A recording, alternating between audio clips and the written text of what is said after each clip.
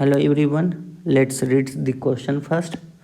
Question में क्या कह रहा है कि for the reaction R's to P, reactant से प्रोडक्ट बनता है। The concentration of reactant changes from 0.03 M, यानी इनिशियली उसका कॉन्सेंट्रेशन कितना था तो 0.03 एम था, टू 0.02, फाइनल कॉन्सेंट्रेशन कितना है तो 0.02 एम। ओके, ये फाइनल कॉन्सेंट्रेशन, ये इनिशियल कॉन्सेंट्रेशन। और इस चेंज इन कॉन्सेंट्रेशन में कितना समय लगा है तो इन 25 minutes. Calculate the average rate of reaction using units of time, both minutes में भी मुझे कैलकुलेट करना है हम लोग को और सेकंड में भी कैलकुलेट करना है। तो देखिए गिवन क्या है, इनिशियल कॉन्सेंट्रेशन, तो ये रिएक्टेंट आर से प्रोडक्ट बना है। एट टी इक्वल टू 0 पे इसका कॉन्सेंट्रेशन कितना दे रखा है, दिया हुआ है तो 0.0 एम, और at T equal to 25 minutes पे कितना दे रखा है 0.02 एम दिया है। तो एवरेज रेट इक्वल टू क्या होगा बच्चों, एवरेज रेट इक्वल टू क्या होगा तो चेंज इन कॉन्सेंट्रेशन। रिएक्टेंट के लिए हम लोग क्या करेंगे तो नेगेटिव साइन लगाएंगे, change in concentration divided by change in time या टाइम टेकन। तो यहाँ से अगर देखें तो final concentration minus initial concentration, तो minus 0.02 minus 0.03 divided by 25 minutes, और ये मोलारिटी में, तो ये कितना आ जाएगा 0.01 डिवाइडेड बाय 25। न्यूमरेटर डिनोमिनेटर में भी मैंने 4 से मल्टीप्लाई कर दिया, न्यूमरेटर में भी 4 से मल्टीप्लाई कर दिया, तो ये क्या आ गया 4 into 10 to the power -2 divided by 100, यानी 4 into 10 to the power -4 molarity पर मिनट। ये बच्चों पर मिनट मैंने कैलकुलेट किया। फिर सेकंड में क्या कह रहा है, कल इन सेकंड्स में भी हम लोग को कैलकुलेट करना है। तो सेकंड्स के लिए कैलकुलेट करने के लिए बच्चों एवरेज रेट क्या हो जाएगा, एवरेज रेट क्या होगा तो अगेन चेंज इन कॉन्सेंट्रेशन तो सेम, तो 0.01 डिवाइडेड बाई 25 इंटू 60 पर सेकेंड। तो ये जब हम लोग कर लेंगे तो ये क्या हो जाएगा, यहाँ से हम लोग को क्या करना होगा कैलकुलेशन, तो ऊपर 10 टू द पावर -2 और 25 इंटू 6 इंटू 10, तो ये कितना हो जाएगा 4 से, तो ये 10 to the power -3 divided by 25 into 60 कितना हो जाएगा तो 150 होगा। तो again 1/15 into 10 to the power -4। अब इसको हम लोग डेसिमल में कैलकुलेट कर लेंगे और आंसर हमारा आ जाएगा। ओके बच्चों, bye everyone. Hello everyone, let's read this question first.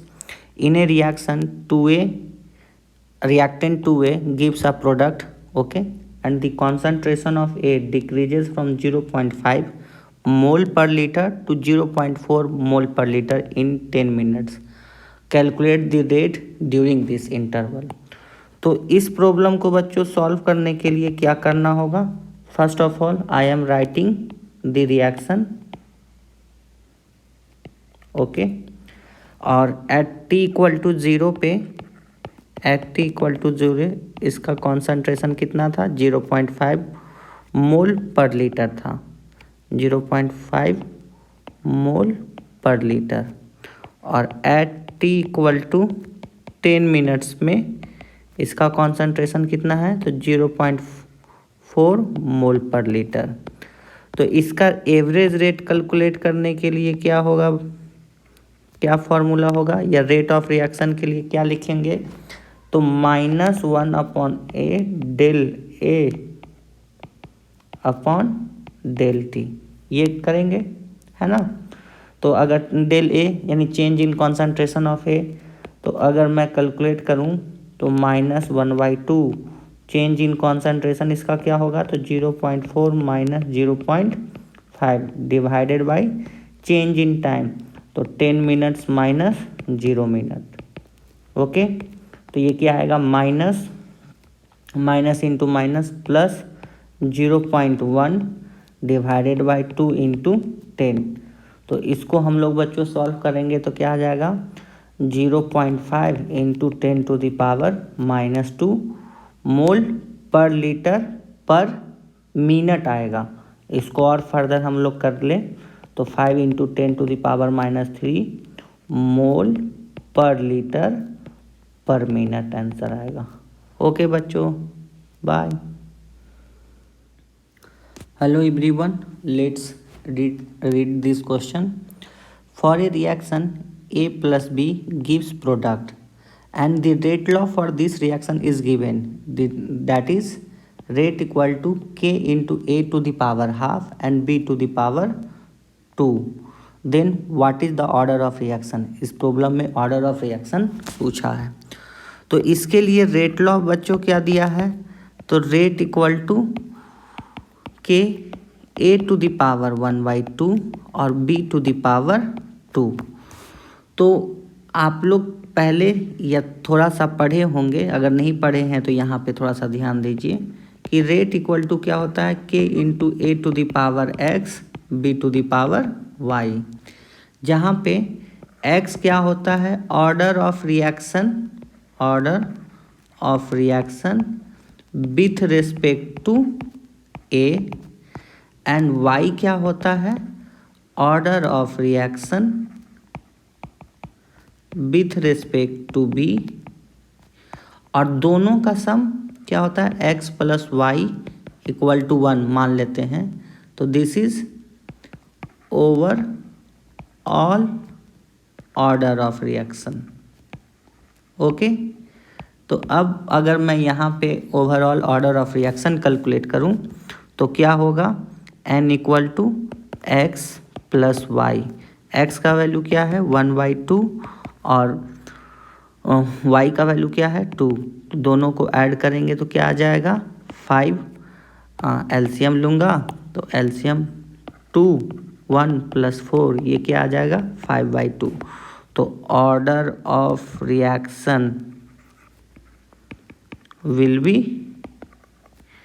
5/2 या 2.5। Hello everyone, let's read this question. The conversion of molecule x to y, यानी x से y में कन्वर्जन के लिए फॉलो सेकंड ऑर्डर काइनेटिक्स। कितने ऑर्डर का kinetics follow करता है, तो सेकंड ऑर्डर काइनेटिक्स का।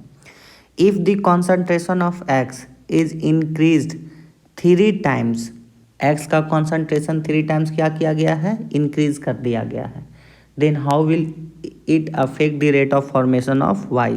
तो y का फॉर्मेशन किस रेट से अफेक्ट करेगा। तो बच्चों अगर इसको हम लोग समझें या लिखें, ये किस ऑर्डर का है, तो सेकंड ऑर्डर का। तो x से y का जब फॉर्मेशन होता है तो इसके लिए रेट लॉ क्या लिखाएगा बच्चों, तो k into X to the power 2 ये लिखेंगे। अब इनिशियल सिचुएशन में हम लोग देख लें, अगर इनिशियल कॉन्सेंट्रेशन ऑफ एक्स अगर मैं मानूं तो वो क्या मान लेता हूँ AM। ओके, और फाइनल कॉन्सेंट्रेशन मान लेता हूँ वो क्या है x3 है अकॉर्डिंग टू क्वेश्चन। तो अब रेट पे क्या असर पड़ेगा, तो मैं रेट इक्वल टू अब क्या लिखूँगा, तो k इंटू ए का स्क्वायर ये लिखूँगा, इसको इक्वेशन 1 देता हूँ, इसको R1 में बच्चों लिख देता हूँ, इसको मैं क्या करता हूँ R1। अब रेट 2 लिखता हूँ, तो इस टाइम इसका कॉन्सेंट्रेशन लिखूँगा, तो 3a का स्क्वायर ये इक्वेशन 2। तो 2 डिवाइडेड बाई 1 करूँ तो क्या होगा, rate 2 divided by rate 1, then बच्चों क्या होगा k into 9a square divided by ka square, A square cancel, यानी जो फाइनल रेट है या सेकंड रेट है 9 टाइम्स इनिशियल रेट से फास्टर होगा। तो 9 टाइम्स रेट फास्टर होगा, तो 9 times, therefore 9 times rate will be faster for the formation of y. Okay, let's read this question first.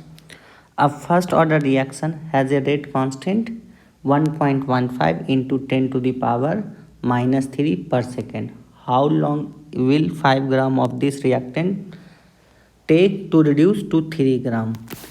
तो एक मैं मान लेता हूँ एक रिएक्टेंट R है और ये प्रोडक्ट बन रहा है, ये किसका है? तो फर्स्ट ऑर्डर रिएक्शन है। क्या है? First order reaction. ओके, अब एट t इक्वल टू 0 पे इसका कितना दे रखा है? 5 ग्राम। और इन टर्म्स ऑफ मैं मोल्स कैलकुलेट करूँ तो डिवाइडेड बाई m करूँगा। At t equal to t time पे ये 3 gram in terms of molecular weight moles कर दूँ तो मॉलिक्यूलर वेट से डिवाइड कर दूंगा। ओके, अब मुझे क्या निकालना है? k का वैल्यू आप इस प्रॉब्लम में आपको दे रखा है 1.15 इंटू 10 टू द पावर -3 पर सेकेंड। तो कितना मुझे क्या कैलकुलेट करना है? टाइम। तो फर्स्ट ऑर्डर काइनेटिक्स के लिए बच्चों फॉर्मूला क्या होता है? तो t equal to 2.303 divided by K log A0 upon AT। तो हियर A0 कितना है बच्चों? तो 5 gram divided by molecular weight, और AT कितना है बच्चों? तो 3 gram divided by molecular weight, यानी ये इन टर्म्स ऑफ मोल।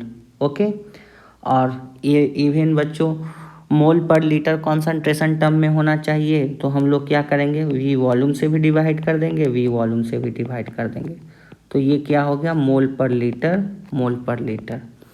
तो बच्चों t निकालने के लिए क्या दे रखा है? तो 2.303 1.15 into 10 to the power -3 second log 5 gram divided by m into v divided by 3 gram, और ये m इंटू v, ये कैंसिल, ग्राम कैंसिल। तो ये कितना आ गया बच्चों? 2.303 और लॉग 1.15 को अगर मैं मल्टीप्लाई करूं तो 1.15 और इधर 10 टू द पावर क्या हो जाएगा बच्चों? 3। ये क्या हो जाएगा? 3। ये कैंसिल, इधर 10 टू द पावर 2, और इसमें अगर मैं कैलकुलेट करूं 2 टाइम से तो क्या हो जाएगा बच्चों? ये लॉग 5/3। अब इसको हम लोग कैलकुलेट करें तो ये क्या हो जाएगा? इससे इसको डिवाइड करता हूँ 115 डिवाइडेड बाई 2 3 इस बच्चों इसको मैं इस साइड यहाँ पे कैलकुलेट करता हूँ। 2, देखिए आप लोग को स्क्रीन पे दिख रहा होगा, 2303 डिवाइडेड बाई 115, ये कितना आया? 20। तो 20 कितना आ गया बच्चों? 20.026 into 10 to the power 2 log 5 का वैल्यू बच्चों कितना होता है? तो 0. इसका भी वैल्यू मैं आपको दिखा देता हूँ। ये क्या हो जाएगा? लॉग 5, ये कितना है बच्चों? तो 0.698 माइनस लॉग 3। तो माइनस लॉग 3 बच्चों मैं करूँगा तो देखिए लॉग 3 कितना है बच्चों? तो 0.477। अब इस वैल्यू को सब्ट्रैक्ट करूँगा तो देखिए 0.698 माइनस 0.477 कितना आ गया बच्चों? तो 20 इंटू 0.2 10⁻², 0.221। अब देखिए बच्चों, यहाँ से अगर मैं ये कैलकुलेट करूँ तो ये 20 इंटू 10⁻,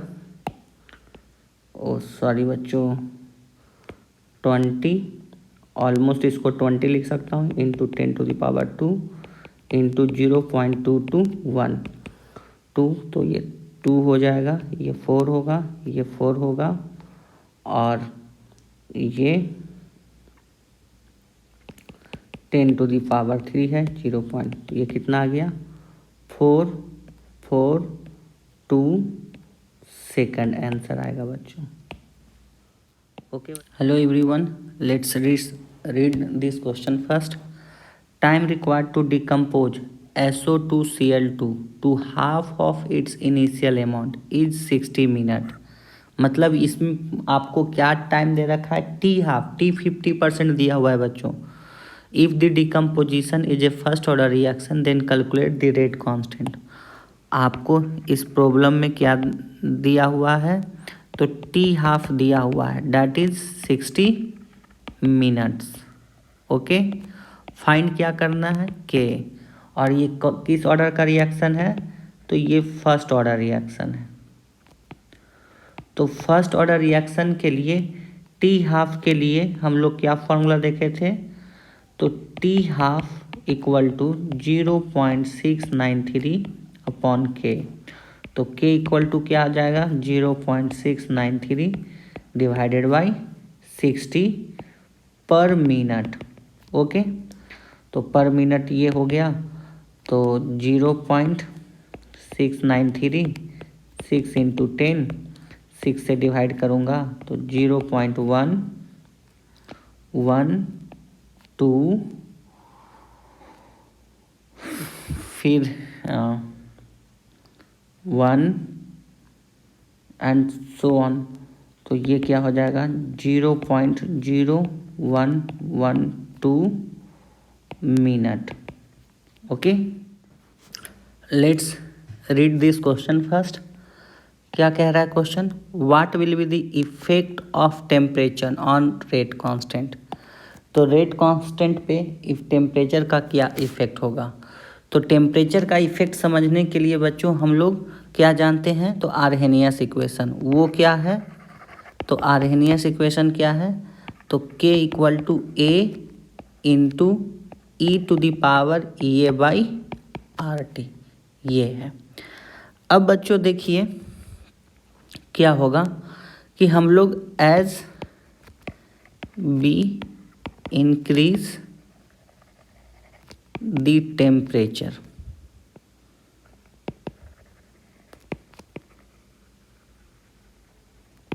टेम्परेचर क्या कर रहे हैं? इंक्रीज कर रहे हैं। तो e⁻−EA/RT क्या होगा? इस पे किस तरीके से अफेक्ट होगा? तो देखिए ना, t का वैल्यू अगर हम लोग इंक्रीज करेंगे तो ये क्या होगा? इसको मैं इस तरीके से 1/EA/RT लिख सकता हूँ। t का वैल्यू इंक्रीज करूँगा तो ये पार्ट क्या होगा? ये पार्ट क्या होगा? डिक्रीज़ करेगा। ये ओवरऑल पार्ट क्या करेगा? डिक्रीज़ करेगा।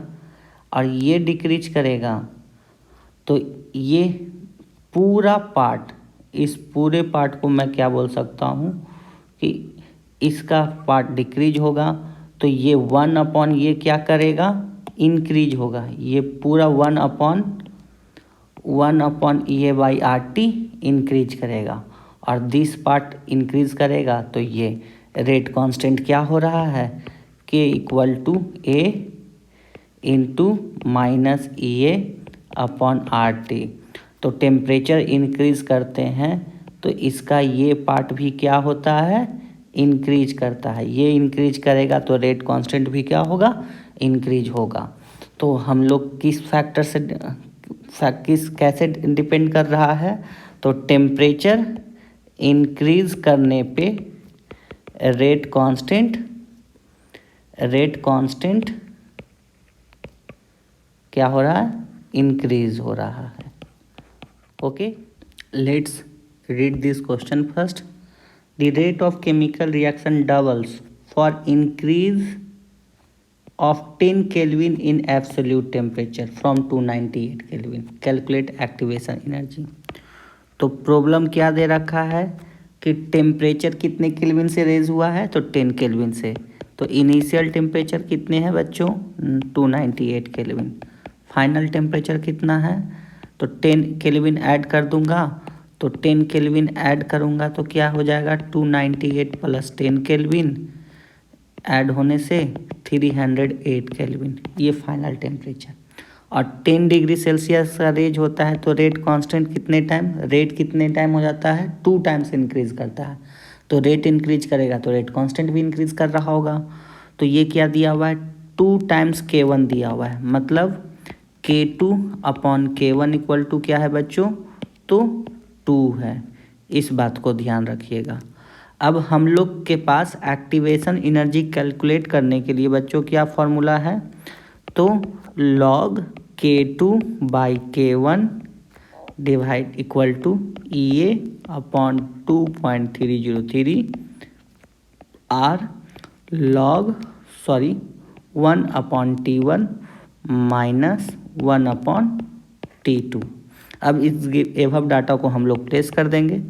तो log K2 by K1 equal to 2, EA का वैल्यू कैलकुलेट करना है 2.303, R का वैल्यू अभी यही रहने देता हूँ, और ये 1 upon 208 minus 1 upon 308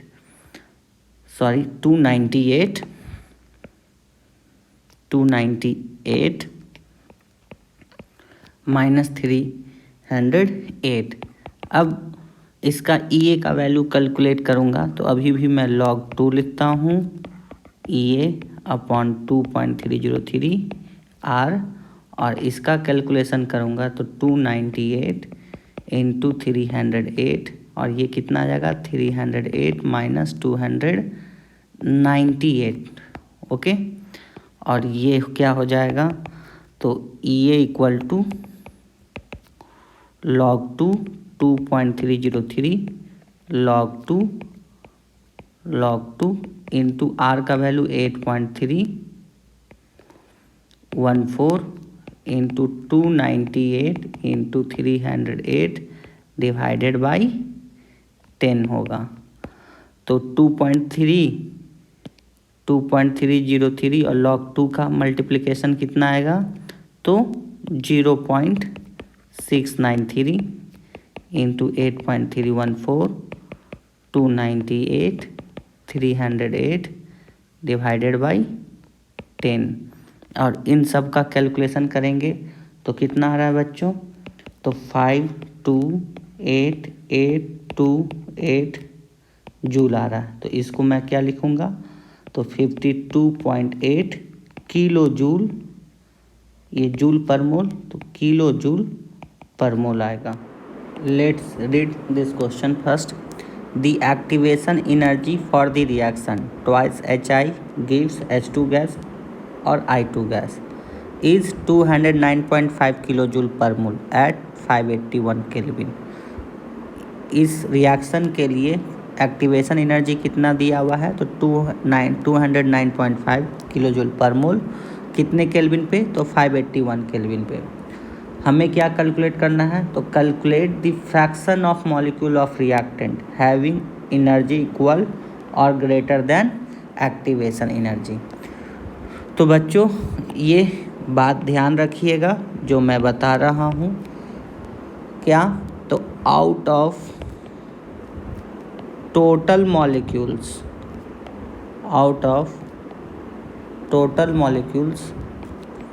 the fraction of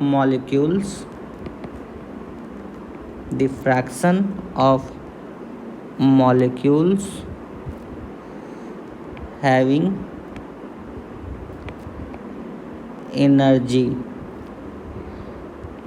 equal और ग्रेटर देन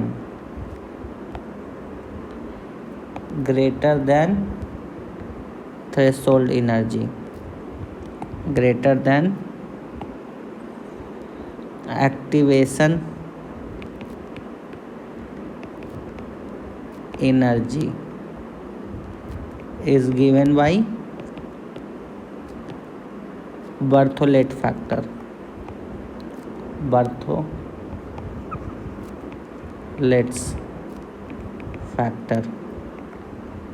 वो क्या होता है, इक्वल टू e⁻−EA/RT। ओके, तो मुझे fraction of molecules equal to क्या दिया हुआ, क्या फॉर्मूला है, तो fraction of molecules equal to e⁻−EA/RT। हम लोग गिवन डाटा का वैल्यू प्लेस करते हैं। EA का वैल्यू कितना है, तो 209.5 इंटू 10⁻³ जूल पर मोल हो जाएगा। R का वैल्यू 8.314 इंटू टेम्परेचर 581। अब इन सब का कैलकुलेशन करें तो देखेंगे क्या, तो देखिए, तो 209.5 इंटू 1000 डिवाइडेड बाई 8.314 इंटू 581, ये कितना आता है बच्चों, e⁻43.37। और देखिए e⁻47.37 का वैल्यू क्या होता है, तो 14.6 इंटू 10⁻⁻20। तो इसको क्या लिख सकता हूँ, 1.46 इंटू 10⁻⁻19, और ये आंसर होगा। ओके।